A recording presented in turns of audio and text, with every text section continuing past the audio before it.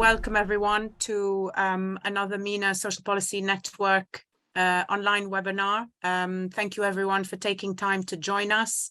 Very pleased to welcome our two speakers as well, and we shall get going with the proceedings. I'm Rana Jawad, convener of the MENA Social Policy Network.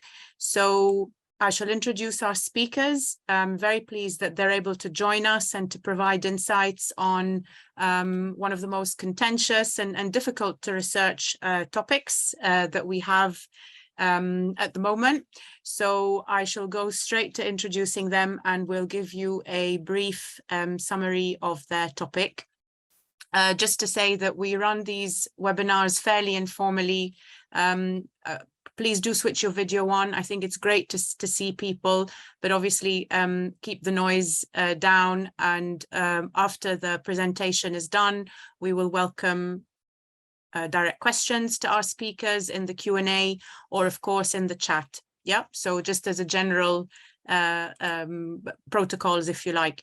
So very pleased to welcome our speakers, Ibrahim Jalal and Sherine Taraboulsi-McCarthy, who are joining us online as well, as you can see, and are presenting a topic around the future of Yemen and reimagining humanitarian engagement. Very briefly, in terms of background around the topic. So as you know, in 2022, Yemen still remains one of the largest humanitarian crises and aid operations in the world. The crisis has been exacerbated by the war on Ukraine and declining humanitarian funding. A 2022 UN flash appeal for humanitarian support in Ukraine managed to fund 68.2% of the target, whereas only 2.1% of the UN's humanitarian response plan for Yemen is actually funded. Drawing on complexity theory, this presentation will discuss the limitations and opportunities for reimagining international humanitarian engagement in Yemen by exploring three interlocked and evolving spaces: the scope for complementarity between international and local actors across the humanitarian development divides, shifts in the local political economy, and finally changes in levels of international accountability. The authors argue that in order to optimize humanitarian response in Yemen, a complexity approach is necessary to account for the interconnectedness of various factors, in brackets, political, economic, and social, and also emergency and change. So very important topic. I'll briefly introduce our speakers. Sherine is the Director of NatCen International, a global social policy program at the National Centre for Social Research in London, here in the UK. She is an established research expert on humanitarian and development policy, conflict, security, and evidence uptake, and has research experience in 13 countries. Her work focuses on state-society relations and configurations of power, local and international, in conflict-affected and fragile contexts. Our second speaker, whom I'm also very pleased to introduce, but I will need his bio notes up again, so apologies. Very pleased to welcome Ibrahim Jalal, who is the youngest non-resident scholar at the Middle East Institute's Arabian Peninsula Program and Research Fellow at the Yemen Policy Center. His research examines the third-party-led peace, humanitarian and development engagements in Yemen, as well as conflict, security, and defense dynamics with the broader Gulf security issues and the evolving security architecture of the Middle East. He occasionally briefs diplomatic corps, humanitarian organizations, and a wide range of actors. So welcome again, our speakers. Sorry for my fairly long introduction, but hopefully a really exciting talk to look forward to. I shall hand over to them now, and they will control their slides for about half an hour or so, and we will take some questions afterwards. Thank you. Over to you, Sherine and Ibrahim. Thank you, Rana, for the very warm welcome, and delighted to be here. Just a quick caveat, I woke up with really bad cold today, so if my voice is a bit strange, it's just that I'm hoping to recover from that fairly soon, so apologies for that. But really delighted to be here today and to be talking about the situation in Yemen and the urgency to reimagine humanitarian engagement there, and particularly with my colleague and and friend Ibrahim Jalal. I mean, we've worked together for several years now. We've been thinking actively about how the humanitarian response in Yemen can be improved. What are the limitations and the opportunities there? What is the role of the international community in creating incentives for an improved humanitarian and development response? We've got a few slides to share with you, so just give me a second to put the slides up.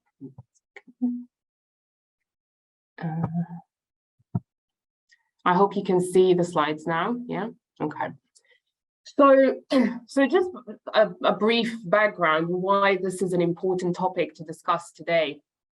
Because of the rapidly shifting situation within the Yemen context, the end of the truce that gave a little reprieve to the Yemeni people for a few months, and the situation escalating on the ground. And also related to broader geopolitical dynamics that are taking place around the world, the implications of, as Rana mentioned, of the Ukraine crisis, on other crises around the world, the Yemen crisis being one of them. So the original incentive behind putting together those slides and really engaging in rethinking humanitarian engagement in Yemen is really to reflect on what does the future of Yemen look like if business as usual approaches are being used, versus what does the future of Yemen look like if we were to actively and boldly reimagine humanitarian engagement.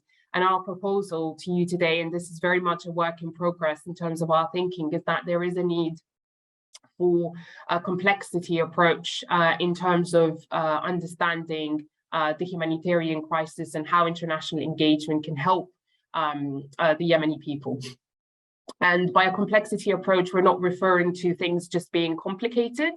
What we actually mean by that is the need for an approach that recognizes that if you're looking at a broad system, that it is more than the sum of its parts, that there is a need to understand the feedback loops, the interconnections between various factors that are directly impacting the situation in Yemen, and to also account for what's known as emergence, or the current shifts that are taking place within the Yemeni context.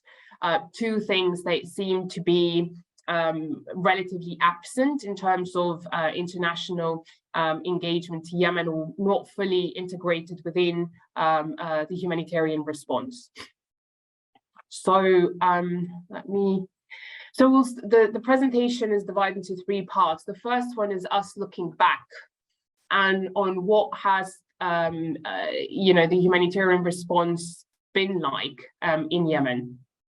And there are some important conclusions there that are related to the three areas that Rana identified in her introduction. The question of, what is the scope for complementarity between international and local actors?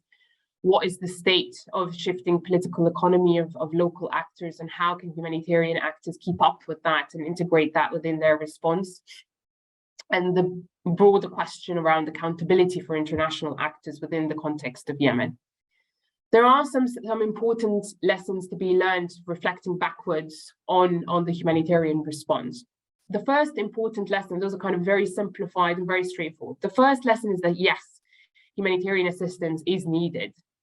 It's not an argument against the need for humanitarian aid, because you've got 24 million people in need of humanitarian assistance in Yemen. 13 million of those are children. So the need for humanitarian assistance and also development engagement are quite essential for the Yemeni context. However, what we've heard repeatedly in the research that we've conducted on Yemen over the years, and I'm talking about, I've been working and engaging in the Yemeni context since 2009. What we've heard repeatedly over the years from our respondents is the fact that it's not enough, that humanitarian assistance alone is not enough. For a variety of reasons. One of them is that it can help create dependencies on humanitarian assistance, and that what really the Yemeni people need is a long-term plan that includes development, a stronger development engagement, stronger investments in development engagement, so that humanitarian assistance is not the only, is not kind of a short-term response, and so that there are more opportunities for the Yemeni people to be in command of their own fate and their own future. The second important point of reflection is that Yemen was, to a large extent, a testing ground, if you will, for nexus approaches. And a lot of you on the webinar today who've engaged in the humanitarian sector know that for a very long time, nexus approaches that looked at complementarity and cooperation between humanitarian development, peace and security actors were used as a panacea or a way to engage more productively and more actively in humanitarian crises. But what we've learned is that nexus approaches as practiced are also not sufficient. They haven't been imaginative enough to be able to address local political economy dynamics. They have not been, also from like a systemic perspective, they haven't been easy enough to incorporate or to take up by humanitarian development actors. And there are a variety of incentives around that, donor engagement being one of them, for an nexus of approach not to be, viable. And I think the question that a lot of the research we've conducted previously points out is that, what is the nexus? What does it mean in practice beyond the more theoretical discussions around cooperation and engagement between across sectors? And so, again, there's a conclusion here that, yes, the humanitarian response is needed, it's not sufficient. Development engagement is the request and the need of the Yemeni people based on a lot of the qualitative research that we have conducted, and that nexus approaches have not been sufficient.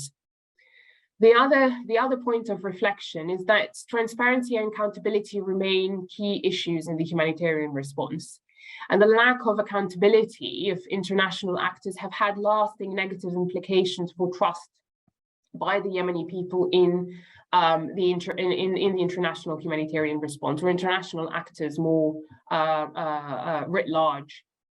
And again, I think one of the studies that I led a couple of years ago that looked at communication, community engagement, local actors in Yemen, pointed out the fact that there was that distrust towards international actors, and that there was a larger question around accountability. And if you've seen the social media campaigns of "Fain al-Fulus," where's the money? Referring to the funds that have been, funneled into the humanitarian response in Yemen, and that lack of recognition, just lack of being able to see the impact of those funds in real terms, like on the ground. I think those were issues that came up quite frequently and still very much come up.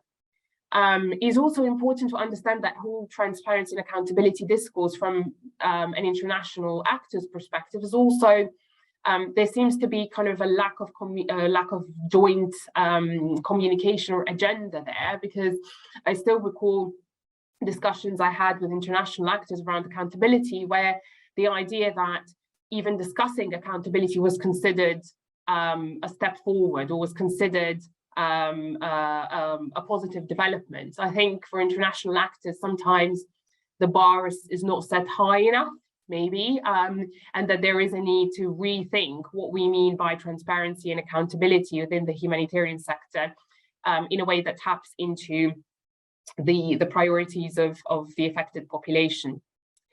The other point of reflection, again, on the humanitarian response that I think there's a huge agreement on, is that it's around the inefficiencies of the localization agenda. I still remember going to the World Humanitarian Summit and, discussions around the grand bargain and the pushing forward of a localization agenda, and, leaving the World Humanitarian Summit thinking this is a new dawn for the humanitarian sector. There was of course a lot of skepticism even back then, but the discourse was headed in the right direction. But in practice, again, localization efforts are still quite inefficient, or as I have described them in one of my papers, false. It's a false localization effort, because on the one hand, there is that championing of giving agency and engaging local actors,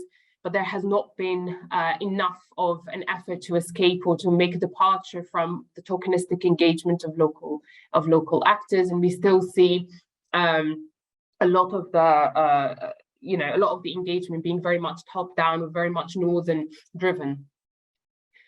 And then, of course, the political economy of international and local humanitarian engagement being complex and changing. And this is a very important point, and one of the incentives behind discussing the future of Yemen today is that the political economy has shifted.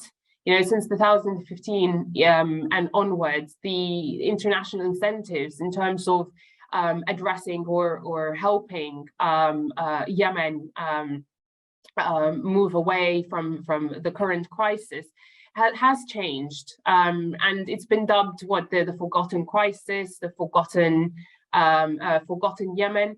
Now, it's not that it's been forgotten. I think it's very well known. I think the needs are well known, and they are quite prominent and clear to international organizations and regional actors as well.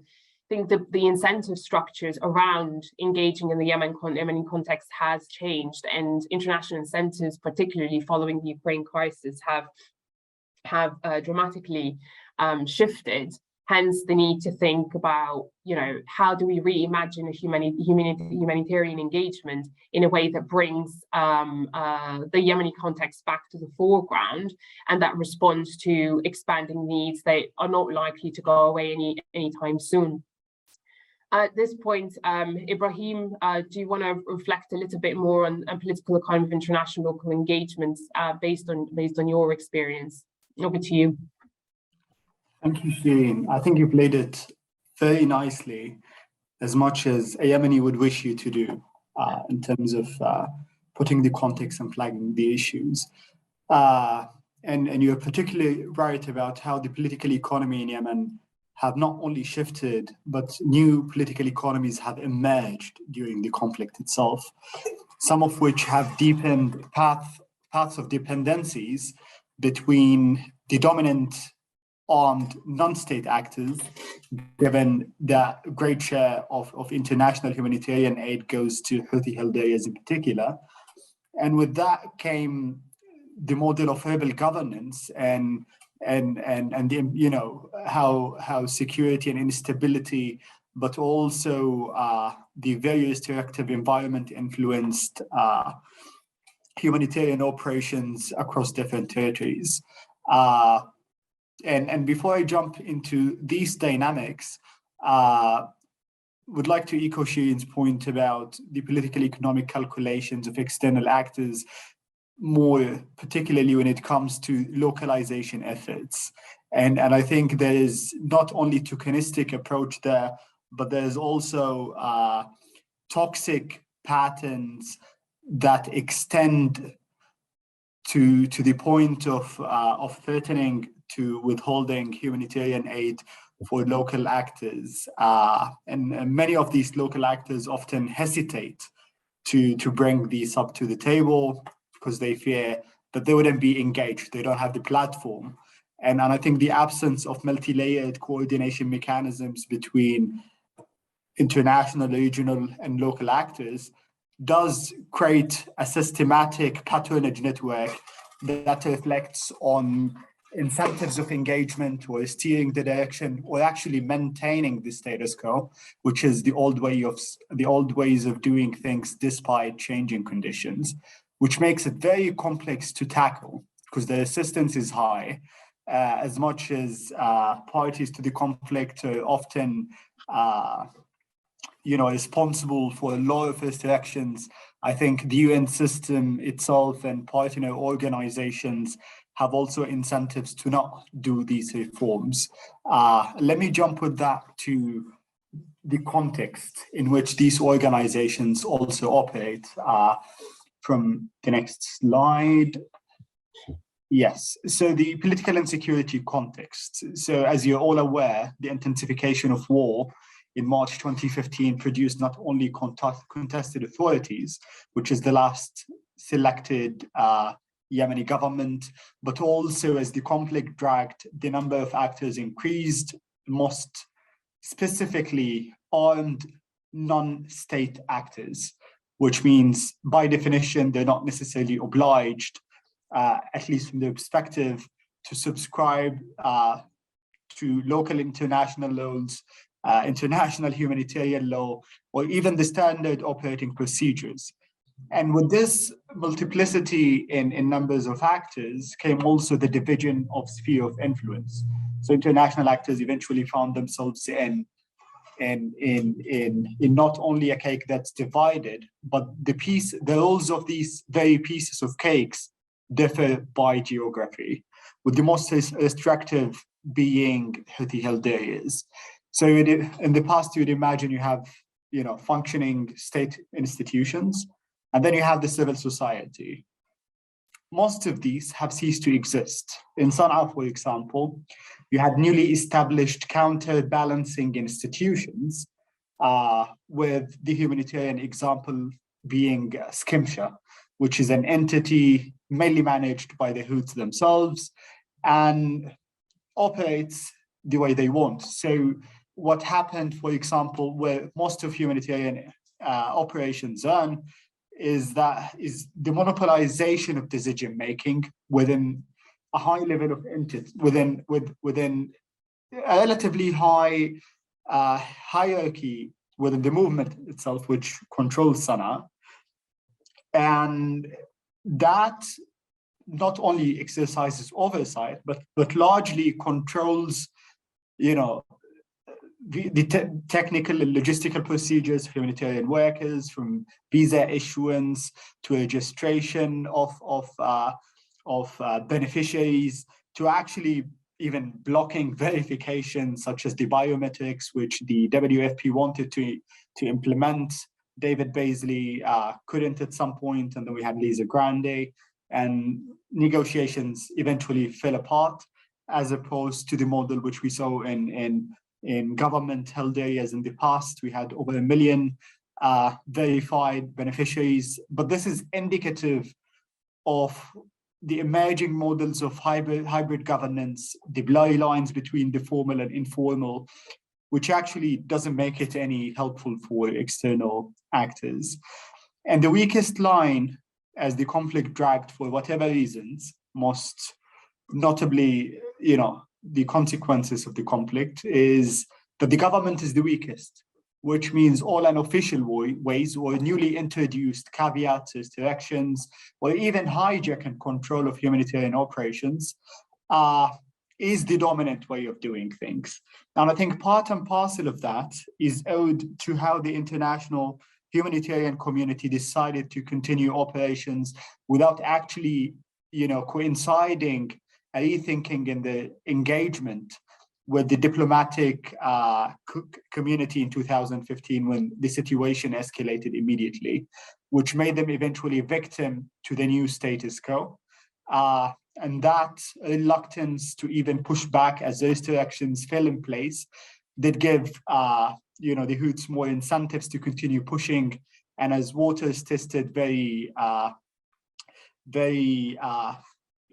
fluid, restrictions eventually came to hundreds of millions being plundered or actually unaudited by the UN system.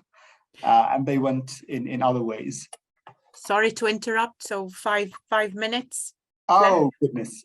Back to you, Sherine. Well, we want to listen, yeah, but we want to have questions too. So 7 minutes, something like that. Okay, we'll be quick. So just building on what Ibrahim's been talking about, and I think what he's mentioned in terms of the political and security context and how it has impacted the local political economy, but also had a direct impact on how international humanitarian actors have been engaging in the Yemen context. I think that point that you mentioned around the idea of hybrid governance, or two a kind of bifurcated governance, really, because they're so disconnected and so opposed and to one another, that has contributed to the further fragmentation of the social, political and economic context. But it also has meant that international humanitarian actors have largely started operating in Yemen as though Yemen was composed of two states, right? So it's not one form of operation for the entirety of Yemen, but it's more operating in two Yemens with two different currencies, two different ways of working, and so on. And that also has direct implications for the future of Yemen, and prompts us to think about more broadly about the implications of humanitarian engagement on the political, social, and security and economic context. But then also coupled with, alongside the political and security context, we've seen a largely economic instability, macroeconomic instability primarily, but that's also resulted in microeconomic stability at the level of markets and purchasing power and for the Yemeni public. So Yemeni economy it continues to weaken in a context where you've got two central banks, two different currencies, two different exchange rates. And so that economic rivalry or economic war, if you will, has had really serious consequences for the Yemeni economy. Also recognizing the fact that 90% of food consumed in Yemen is imported, right? There's also environmental degradation. That too has kind of fueled the conflict even further. There have been a number of environmental crises, if you will, and catastrophic climate events that have become a lot more prominent and a lot more, no longer unprecedented. And that too has fueled fighting over resources and fueled the Yemeni conflict and the broader crisis. Food insecurity, as well, as you all know, and we mentioned that at the beginning, that food insecurity is not just the result of the lack of availability of food, and that is an important point. If you're not familiar with the Yemen context, it is really primarily also the result of lack of purchasing power, people not able to go and buy food from the supermarket and so on. So the result of that you've got 24 million people in need, are reliant on aid, and COVID-19, Ukraine crisis, all of those broader geopolitical dynamics have had a severe impact on food insecurity and heightens that.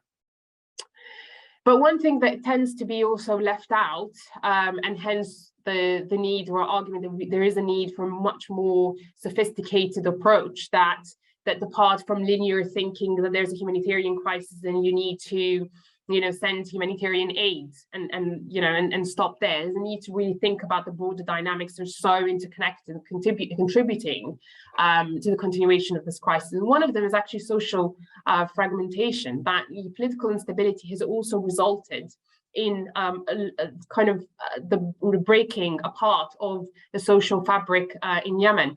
I remember one of the roundtable discussions that we held months ago with Yemeni businessmen to understand, what kind of role they can play in order to strengthen private sector engagement in the crisis. And one of the problems that they're grappling with is how do you do it for the entirety of Yemen?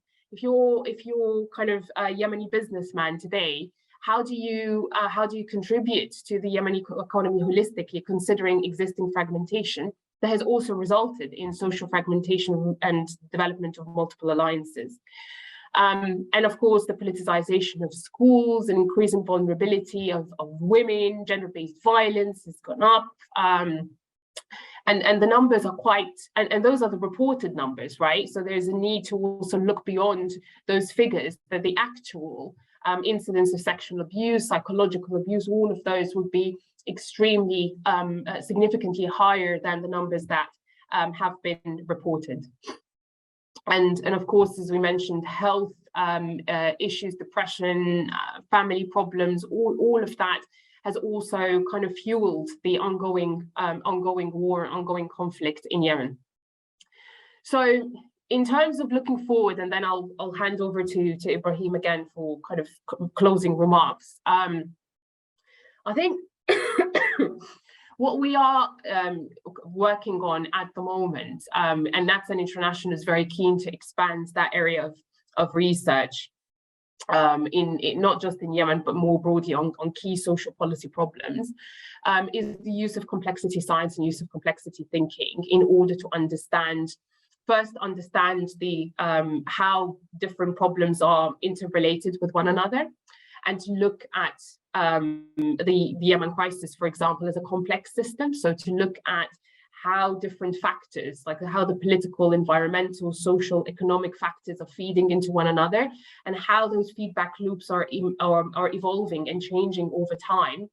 And what that means is that if there are policies or any form of programmatic engagement in the country, will not just be about addressing one single factor or one single problem. It will be addressing this problem as one factor is related to a multiplicity of other factors, and would account for also the temporal dimension that those factors tend to change and interact with one another all the time. So a lot of what complexity thinking encourages is thinking about, non-linearity, understanding how social networks play a role of evolution, adaptation, and so on. And so this is what Ibrahim and I are thinking about and taking forward in our work as applied to the humanitarian response in Yemen. And as I mentioned again, the 2 or 3 areas that we're keen to explore further is that question of nonlinear dynamics, how the macro, meso, and micro factors are engaging, intersecting with one another on a regular basis, what that means for the humanitarian response, what that means for broader discussions around accountability, nexus approaches, and so on. To what extent is rational choice playing a role in the Yemen conflict? We always expect, or we think about Yemeni actors as rational actors most of the time. They're acting on clear understandings of profit and so on. But in reality, if you think about Houthi actors, for example, and you look at them from a complexity perspective, not just as rational actors, you start accounting for a multiplicity of other factors that are at play. And using that, you'd be able to forecast or understand a little bit further how to engage with them in order to provide more viable solutions to the Yemen crisis. And the last one, of course, is the question of evolution adaptation. That pertains particularly to the war economy, which I'm not sure if you've got time, maybe in the Q&A, Ibrahim and I can kind of elaborate a little bit further on what we think is going on with the war economy in Yemen, how it's expanded over the years, but also how we need to account for its evolution. There is a myth that somehow the war economy can be reversed, but in reality, it's reversal. It just doesn't work that way. So, Ibrahim, do you have any final thoughts? Over to you. Thank you, Sherine. Yeah, just to further expand what Sherine said very briefly, Yemen has been proclaimed as the largest humanitarian crisis, but it's been also the largest and worst humanitarian response ever in so many ways. And I think an assessment of that from a complexity approach, so as to understand how humanitarian engagement, because it's not only humanitarian, the actors who you collaborate with, whom you empower, it comes with legitimacy and political ramifications that eventually extend to the overall landscape across security and even military affairs when you see distribution of aid. And without an understanding of how the interplay between these dynamics, but also what restricts, a more robust and efficient humanitarian aid delivery on the ground, means that an investment on a broader recovery and development plan must also tackle sources of instability and other components that relate to basic tenets of development. Without that, we can't expect the needs to not exacerbate, even if the funding doubles or triples. I don't think Yemen has, the issue of shortage of funding per se. It has the disaster funding management from a perspective that also speaks to long-term aspirations. Because we had a decade of, over 20 billion dedicated in aid, but no one exactly could explain to me today where that exactly went and how it was used or what amount was diverted. And that's already a big question under which many questions fall. So we leave it there for your questions. And thank you very much. Yeah. Thank you so much. Very, very thought-provoking. And I know I could have gone on to listen for the whole hour. And I'm sure, as Sherine said, there'll be more coming up in the Q&A. Thank you again to both speakers. So over now to our participants on the call. You're welcome to post comments and questions in the chat or just intervene directly on Zoom, please. Okay, well, to warm people up, I mean, I have at least 3 questions, so, that can keep us all busy. And I'm going to start with the first one, and then maybe somebody else might come in with more comments or queries. I just wanted to clarify a very basic question, first of all, please, Sherine and Ibrahim, which was just to understand the background research. Because you referred to meetings and data. So just wanted, please, just if you could just explain to us a little bit more the period of time and just the overall research plan that you had for the work that you've been doing. And maybe it's ongoing. So please just explain to us, if you could, the background. I can take that question. So this is very much drawing on a number of already published research that both Ibrahim and myself have worked on and published. The application of complexity theory to the research or to our work on Yemen is very much an ongoing process. So in terms of like our trajectory, in terms of taking that forward, it will still involve, doing further data collection on the ground and doing data analysis and publishing it. But I think because it hasn't been done before, I've not seen complexity theory applied to the context of Yemen or the humanitarian context in particular. And I think there are a variety of reasons why that has not been the case. Some aspects of it might have, but not fully. We think that would be a good way forward in order to rethink and reimagine what humanitarian engagement means. And we're keen to collaborate, with others on this call or other key actors who are keen to explore that kind of thinking a little bit further. All right, that's great. Thank you both. Jean, you posted a comment, so over to you, please. Yes. So I'm having trouble with can you see me okay? Yeah, there I am. Yeah. I'm as some of you know, my topic is complexity theory. I'm a kind of writer I've written a book called Embracing Complexity, and in the middle of writing another one, and there's a chapter on international development in there. And I did a study 10 years ago for Oxfam, which took Yemen as an example of how to apply complexity thinking. And I developed a framework, and it particularly focused on Yemen just as an example. I'm not an expert in Yemen. And I was looking at, as you've done here, at how the past shapes the present, how things are systemic, emergent, all the things you've been talking about, and how one has to think about interventions and from a very systemic perspective. And I also was thinking about how that plays out into how you think about the future. How do you, in a sense, start to use the information you have to foresight into the future. One thought that came out of that work, and I'm just wondering if it's coming out of what you're doing, is does everything suggest there should be a partition, a division between North and South Yemen now? Would that be a positive thing? And do you think about things like that in your work, which, as you say, can't just be humanitarian, but has to be political and economic and everything else? So that was my question. And if any of the work I've done is any help to you, I can share it with you. You're very welcome. Yeah, thank you. Let me jump to the question. I don't think the disintegration of the country simply offers solutions in that sense. It's even a question that's often under-examined or overlooked. Yes, there are resources there, but there is a bigger question of the management of these resources without violence.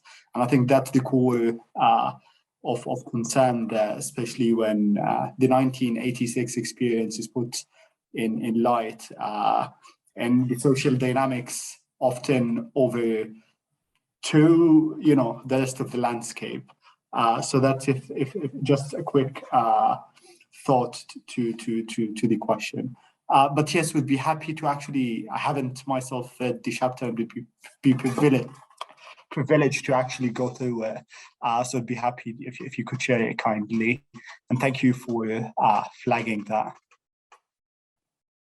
Yes, please share the chapter, Jim, because I think there's, and I think that's the problem with research and development of evidence within the sector more generally, right? Is that there isn't enough building on one another's work that's taken place, and that's partly because some of the research doesn't get published, or it gets published but there isn't integration of it in forthcoming research. It'd be really good to kind of maybe have a follow-up call at some point to see how we can revive that and create a lot more momentum around it, because I do firmly believe the problem with the humanitarian response has been that lack of complexity. It's been overly simplified, and you get that clearly when you speak to international humanitarian actors who have the best of intentions in the world. More often not, it's not badly intentioned, but it's just that lack of a more sophisticated understanding of feedback loops and everything that complexity theory brings to the foreground. Thanks. Excellent. And yes, please do connect with each other, Jean, Sherine, Ibrahim, and everyone. Yeah, so this is great. Okay, so there's 3 hands up. Thank you so much. So I'll name them, call them out in the order I see them. So Jason, over to you. All right, just unmute. Right. Couple of quick questions about the point you were making around gender-based violence. So first question is, what was the data collection like on the incidence of domestic and gender-based violence previously, in order to be able to ascertain the extent to which there's been an increase? And secondly, is anybody in the Yemeni context attempting to understand the causal relationship between the larger situation and the incidence of gender-based violence? I'm particularly interested in how different forms of violence actually trigger one another.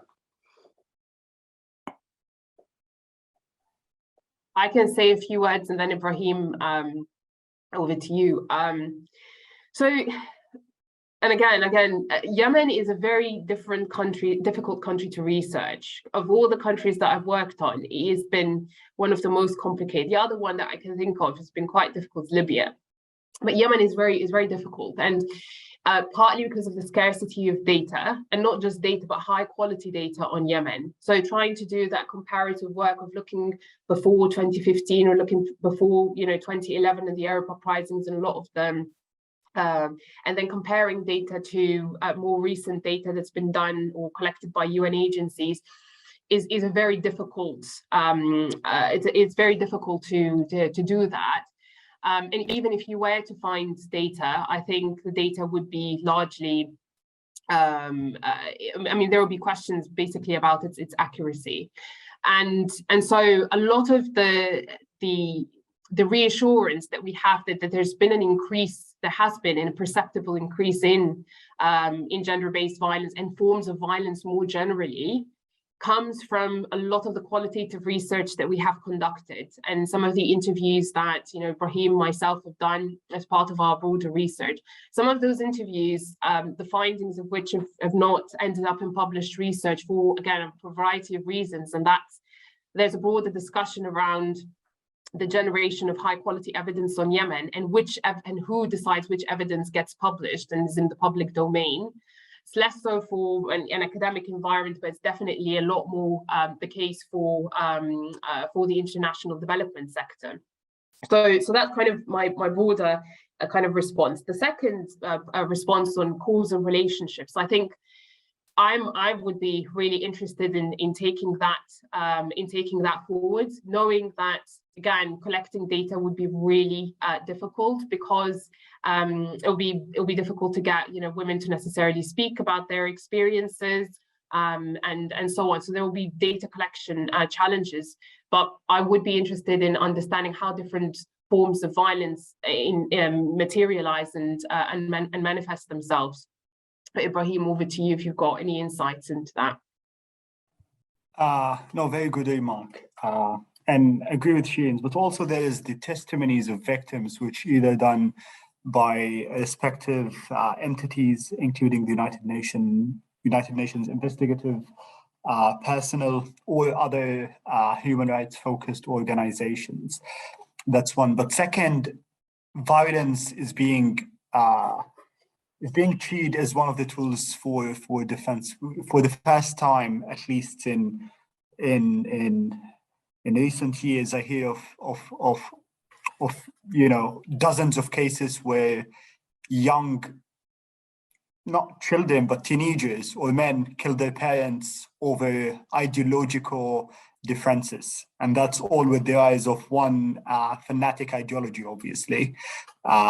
If anyone could, go and collect the numbers, the dozens of cases, that's one. And then you have the rise of Zainabiyat, which is another women paramilitary. So as much as they say women lead the peace process, but they're also engaged in violence against women.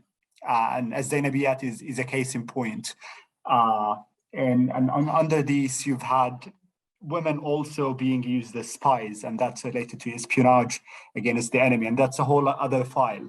And some of these tools include actually not only torture, but also rape. And these have been documented by multiple reports. And some of these themes, including the one that relates to spies and spying and espionage, is heavily overlooked. So these do also have social ramifications in the immediate vicinity, because a victim could also be used as an agent to trap another victim. And this shift from a dehumanization war perspective only drags if the same tools and processes continue to be systematic somehow, some way. And that's another debate, but it's worth examining anyhow. And that's just my other reaction into the question about GBV. And I agree with Sherine that there is a high need to explore the forms of violence and by demographics and who's involved and the means to why we also have new common violence forms or manifestations that do not subscribe with the traditions and norms within the Yemeni society itself. Thank you. Excellent. Thank you all. So just mindful of the time, and we've got 3 more questions. I think we'll probably have to wrap up after the 3 speakers, because I know I need to rush to another meeting and probably the rest of you do too.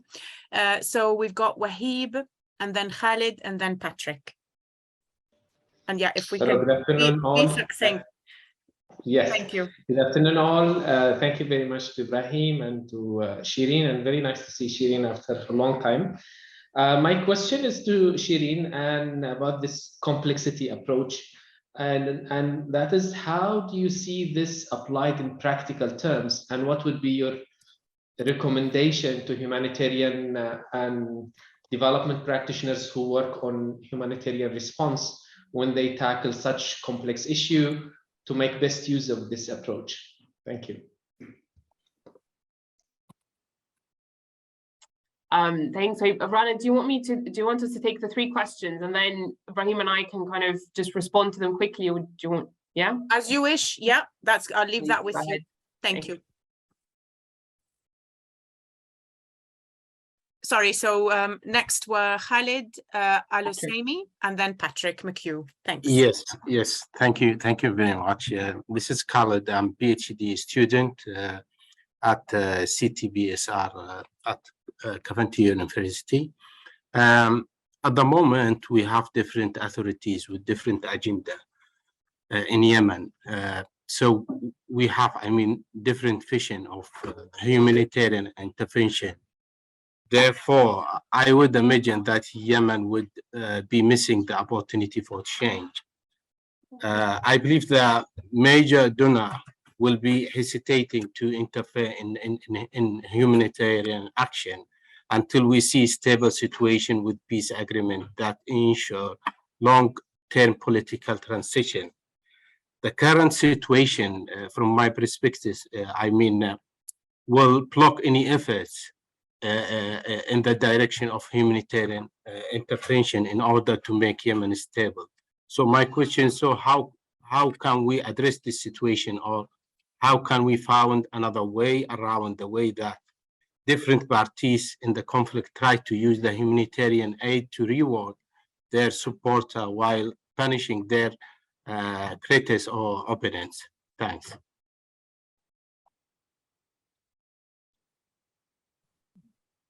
Thank you, Khalid. And then Patrick, please, would you like to share your question? Yes, good morning. You brought up the issue of foreign organizations in Yemen having a problem with distrust and accountability. And so I was just wondering if you could provide some specifics on that, whether it's more from a failure to collect data and then to share it, or if it's more of a wider sense of an issue that there's just a failure of networks to truly create confidence.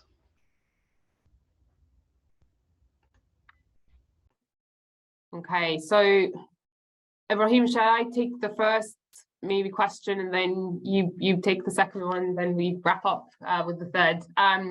So the first question, Wahib, it's lovely to see you. It's been a few years now. And thank you for, a really good question about what does that mean in practical terms. And I think actually Jean did hint on that, did mention that when she asked her questions, that there are direct benefits or strengths to actually using complexity theory or complexity science, or just adapting it and drawing on it in understanding how the humanitarian response and just international engagement more broadly actually can be a lot more effective, and to address inefficiencies within it.